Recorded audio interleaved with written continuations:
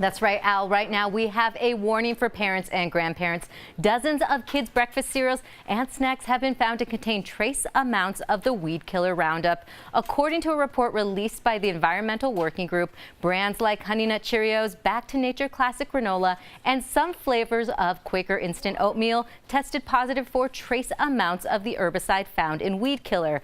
Companies say the amount falls within the legal limits set by the EPA, but the group that released the report says just because something is legal doesn't mean it's safe. To see the list and the full report, we will post the link on our social media pages. Okay, this pisses me off because as parents, we do the best we can with the information that we know. So when you have the FDA saying it's safe and it's not, that's why when you go to other countries, the list of banned ingredients with their FDA is this much longer. I'm sorry, equip your parents to do their job, and if something's not safe, don't put it in their food. That's disgusting. How does it get in there, Sam? Weed killer? But what's the necessary? That's what I'm saying. Why is it in Honey Nut Why isn't more Cheerios? people do stories about, like, why is this in your product? Why There's a lot of documentaries that talk about that type of stuff, and it's usually a preservative because you want the shelf life to be forever so that company can profit. And that's what's alarming. Wow. Well, that's Profits over health. When people come in and they're talking about we want deregulation for business, they always say it's for business.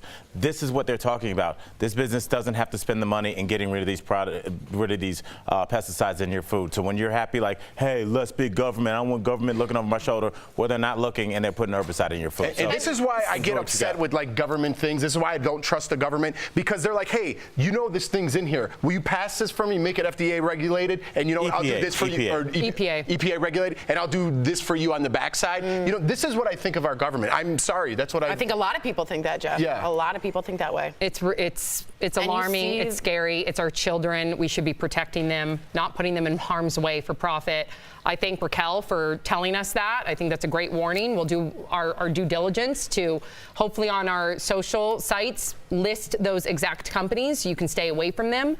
But, and write in. I would write into these companies. I no longer trust you. I mean, this is blind faith you're giving these companies when they say it's approved. And Samantha Harris. You guys remember Samantha Harris coming on our show? Yes, She's from Entertainment Tonight, Dancing with the Stars. She herself is a survivor of cancer. She got she had cancer pretty young in her life, and she said it all had to do with her nutrition. She was eating too many preservatives. Wow. So